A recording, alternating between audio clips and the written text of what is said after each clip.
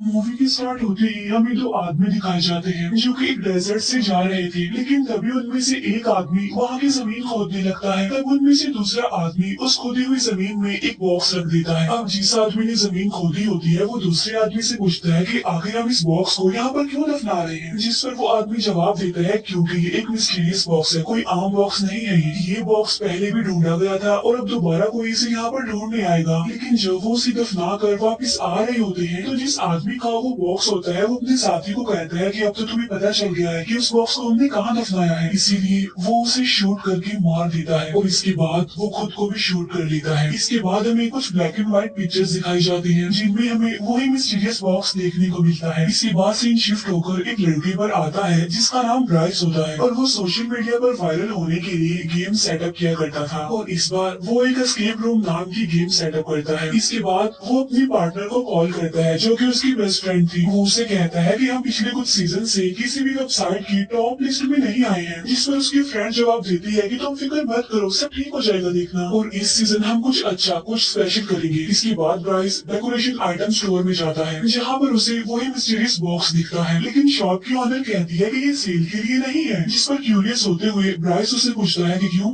क्या है इसमें ऐसा, जिस पर वो लेडी उसे बताती है क्योंकि इसमें शैतान को कैद किया जाता है। तब ये सुनकर ब्राइस को एक आइडिया आता है कि मैं इस बॉक्स को अपने एस्केप रूम में रखूंगा। इसीलिए जब शॉप की ऑनर किसी काम के लिए जाती है तो पीछे से ब्राइस चुपके से उस बॉक्स को लेकर और कुछ पैसे वहाँ पर छोड़कर वहाँ से चला जाता है। इसके बाद हमें एक कपल दिखाया जाता है जो कि दोनों ब्राइस के फ्रेंड होते हैं और ये दोनों ब्राइस के एस्केप रूम में जाने वाली थी। इसके बाद हमें एक और कपल दिखाया जाता है और ये दोनों भी ब्राइस के फ्रेंड थे और इनमें लड़की का नाम जेस था और तभी उसके पास उसके दूसरे फ्रेंड की कॉल आती है जो उससे पूछता है कि तुम कितनी देर तक निकलोगे, जिस पर वो कहता है कि थोड़ी देर में। इसके बाद वो सारे लोग ब्राइस की लोकेशन पर चले जाते हैं जहाँ पर ब्राइस उन सबको वेलकम कहता है। तभी ब्राइस की फ्रेंड इस गेम के किलर के पास जाती है और उससे कहती है कि सब लोग आ गए हैं तो तुम जल्दी से रूम में जाकर छुप जाओ। इसके बाद ब्राइस सबको गेम के रूल बताता है कि तुम एक रूम में लॉक हो जाओगे और तुम्हें उस रूम में कुछ क्लू ढूंढने हैं जिनकी मदद से तुम दरवाजा खोलोगे और वहाँ से एस्केप करोगे। लेकिन हाँ, एस्केप करने के लिए तुम्हारे पास सिर्फ 55 मिनट होंगे और वो रूम पूरी तरह पजल से क्लू से भरा हुआ है और तुमने उन पजल्स को सॉल्व करना है तभी तुम बाहर आ सकोगे। और चाहे तुम जितना मर्जी चिल्लाओगे उस रूम में लेकिन आवाज बाहर नहीं आएगी। वो ये भी बताता है कि उस रूम में मोबाइल फोन्स नहीं है और वहाँ पर नेटवर्क भी नहीं आते। ब्राइस अब उनकी फेस को एक कपड़े से कवर कर देता है और चुपके से वहाँ से चला जाता है। अब वो सारे लोग जैसे ही रूम में एंटर करते हैं तो डोर अपने आप से ही लॉक हो जाता है। दूसरी तरफ ब्राइस कैमरा के जरिए उन सबको देख रहा था और लोगों को उस रूम में एक टेप रिकॉर्डर मिलता है जिसमें एक आदमी बोल रहा होता है। वो कह रहा होता है कि जब तुम मेरी रिकॉर्डिंग सुनोगे तब तक मैं मर चुका हूँ, लेकिन मैं तुम्हें कुछ इंस्ट्रक्शंस देना चाहता हूँ। और मेरा एक बेटा है जो इंसान नहीं बल्कि शैतान है और उसने अपनी मदर को भी मार दिया और उसके अलावा बहुत सारे लोगों को उसने मार दिया और मैंने उसे इसी रूम में चेन से बांधा हुआ है और ये कमरा उसी का था जहाँ पर वो मर्डर किया करता था। और चाहे जो भी हो जाए तुम उसे यहाँ से आजाद होने मत देना और जितनी जल्दी हो सके इस रूम से बाहर निकलो।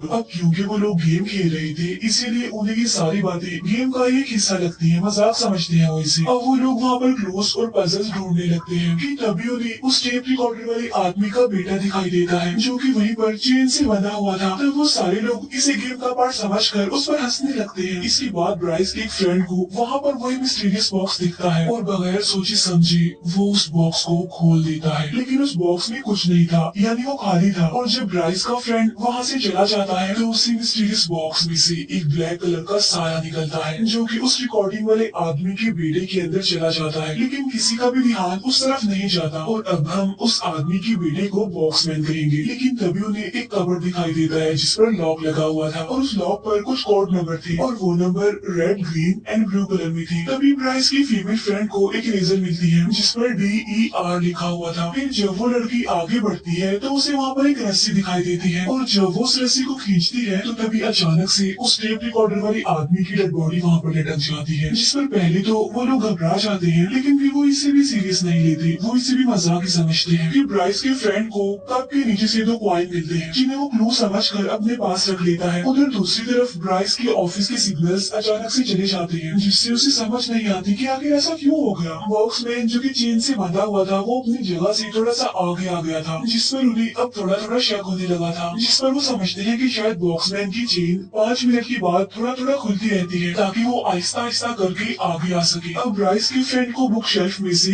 5 रेड, 3 ग्रीन और 4 ब्लू कलर की बुक्स दिखती हैं, जिससे वो समझ जाता है कि वो लॉक जो कबर्ड से लगा हुआ है वो इन्हीं 3 कोड्स के कॉम्बिनेशन से खुल जाएगा, यानी 5, 3 एंड 4। और जब वो इसे अप्लाई करते हैं तो होता भी ऐसे ही है। वो नंबर एंटर करने पर कबर्ड का एक दरवाजा खुल जाता है, जिसमें से उन लोगों को एक चाबी मिलती है और वो चाबी वहीं पर रखे हुए एक सूटकेस की थी। और अब वो उस चाबी की मदद से उस सूटकेस को भी खोलने में कामयाब हो जाते हैं, जिसमें से उन्हें एक सीजन मिलती है। और अब उनके पास सिर्फ 37 मिनट्स रह गई थी। फिर ब्राइस का मेल फ्रेंड उस कैंची को लेकर बॉक्समैन के पास जाता है, जहाँ पर उसे एक कार्डबोर्ड बॉक्स मिलता है और तब वो उस कैंची से उस बॉक्स को काट देता है, जिसमें से उसे एक ड्रॉ का हैंडल मिलता है, जिसे वो अपने दूसरे मेल फ्रेंड को दे देता है। लेकिन तभी बॉक्समैन उस कैंची को लेकर ब्राइस के फ्रेंड को मार देता है और बार बार वो उसे उस कैंची से स्टैब करता है, जिसकी वजह से ब्राइस का फ्रेंड वहीं पर मर जाता है। अब ये सब देखकर उसके फ्रेंड्स काफी डर जाते हैं, इसीलिए वो दरवाजे को पीटते हुए चिल्लाने लगते हैं, लेकिन उनकी आवाज कोई नहीं सुन पाता। इसके बाद अभी ब्राइस दिखाया जाता है जो कि टेरिस पर खड़ा हुआ था। तभी उसके पास उसकी पार्टनर आती है जो उससे पूछती है कि तुम यहाँ पर क्यों खड़े हुए हो, जिस पर ब्राइस कहता है कि मैं परेशान हूँ क्योंकि मेरे कैमरे के सिग्नल्स चले गए हैं, जिस पर उसकी पार्टनर उसे कहती है कि तुम्हें गेम को बंद कर देना चाहिए। लेकिन ब्राइस ऐसा करने से इनकार कर देता है, क्योंकि अगर वो ऐसा करेगा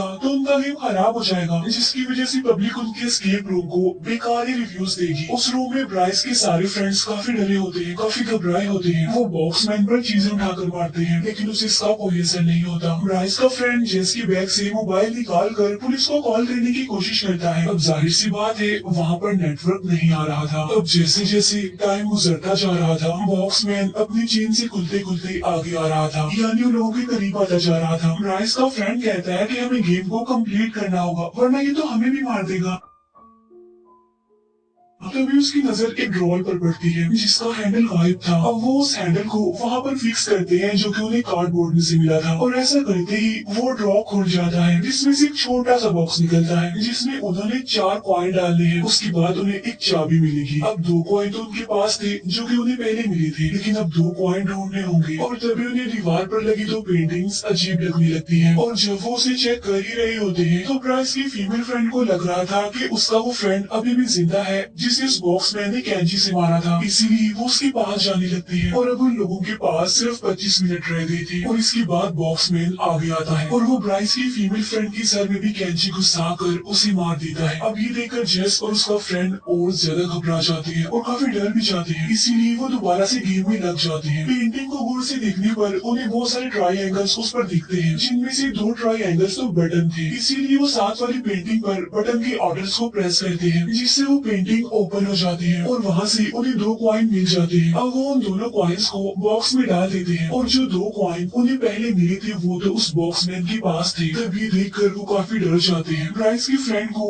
वहाँ पर एक स्मोक अलार्म दिखता है जो कि बिल्कुल बॉक्समैन के ऊपर लगा हुआ था, इसीलिए वो जेस को समझाता है कि मेरे पास एक लाइटर है, मैं बॉक्समैन के पीछे जाऊंगा, उसे डिस्ट्रैक्ट करूंगा, तब तक तुम लाइटर को स्मोक अलार्म के पास ले जाकर जला देना। तब जेस का फ्रेंड ऐसा ही करता है, वो बॉक्समैन के पीछे जाकर उसकी चेन पकड़ लेता है और जेस उस लाइटर को स्मोक अलार्म के पास ले जाकर जलाती है, लेकिन इससे कुछ भी नहीं होता। फिर वो दोनों किसी तरह बचकर बॉक्समैन से दूर आ जाते हैं। टाइम गुजरता जा रहा था, उनके पास सिर्फ 19 मिनट रह गए थे। उधर ब्राइस की पार्टनर उसे समझा रही होती है कि अगर उन लोगों को उस रूम में कुछ हो गया तो हम बहुत बुरा फंसेगी देखना, इसीलिए तुम्हें किसी भी तरह करके इस गेम को खत्म करना होगा। लेकिन ब्राइस अब भी इस बात के लिए एग्री नहीं हो रहा था, और अब वो सिग्नल जाने से पहले की वीडियो देखने लगता है कि आखिरी सिग्नल जाने की वजह क्या है, जिससे उसे पता चलता है कि सिग्नल्स तब गए थे जब उस मिस्टीरियस बॉक्स को खोला गया था, जिसके बाद उनकी गेम का किलर अजीब तरीके से कैमरा को देख रहा होता है, और तो और उसने कैमरा का वायर निकाल दिया, और यही वजह बनी कि सिग्नल्स चले गए। अब ये देखकर ब्राइस समझ जाता है कि सब कुछ उस बॉक्स के खुलने के बाद ही हुआ। अब क्योंकि जेस और उसके फ्रेंड के पास बचने का कोई चांस नहीं होता, तो जेस का फ्रेंड उसे कहता है कि मैं जाऊंगा बॉक्समैन के पास उसे वो कॉइन्स लेने, लेकिन जेस उसे ऐसा करने से मना कर देती है, जिस पर उसका फ्रेंड उसे कहता है कि देखना मैं जरूर ले आऊंगा वो कॉइन्स। इसके बाद जेस का फ्रेंड बॉक्समैन के पास जाता है, जहाँ पर उसे कांच का टुकड़ा दिखाई देता है, और तभी जेस बॉक्समैन की तरफ एक सूटकेस फेंक कर मारती है। तब मौके का फायदा उठाकर जेस का फ्रेंड उस कांच के टुकड़े को बॉक्समैन की आंख में घुसा देता है। अब इतनी खतरनाक हमले के बाद भी बॉक्समैन को कुछ नहीं होता, उल्टा वो उसी कांच के टुकड़े से जेस के फ्रेंड पर अटैक करता है, जिससे जेस का फ्रेंड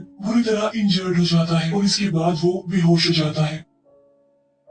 अब इसके बाद बॉक्समैन जेस की तरफ बढ़ता है और उसे बगैर कुछ कहे वो दोनों कॉइन्स दे देता है और तब जेस उन दोनों सिक्कों को उसी बॉक्स में डाल देती है जिसके अंदर से उसे एक चाबी मिलती है और वो उस चाबी से कबर्ड का दूसरा दरवाजा खोलती है जिसके अंदर से उसे एक हुक मिलता है। वो उस हुक को लेकर वहीं पर पड़े एक बॉक्स में डालकर घुमाती है जिसमें से एक जोकर बाहर आता है और उसके हाथ में एक नोट था और उस नोट में UN लिखा हुआ था। अब मुसीबत बढ़ती जा रही थी क्योंकि सिर्फ 10 मिनट रह गए थे। फिर ब्राइस एस्केप रूम का दरवाजा खोलकर अंदर चला जाता है लेकिन बॉक्समैन उसे बाहर की तरफ धक्का देता है और फिर से दरवाजा बंद कर लेता है। तब ब्राइस की चाबियां अंदर ही गिर जाती हैं। ब्राइस जल्दी से अपनी पार्टनर को पुलिस को कॉल करने के लिए कहता है। एस्केप रूम में बॉक्समैन ब्राइस की चाबियों को लेकर एक कॉर्नर में फेंक देता है और अब सिर्फ 5 मिनट रह गए थे और देखते ही देखते बॉक्समैन खुलता जा रहा था और जेस के और करीब आता जा रहा था। अब जेस फिर से उस UN वाले नोट को देखती है और जो इरेजर उसके पास होती है यानी जिस पर DER लिखा होता है वो उसकी मदद से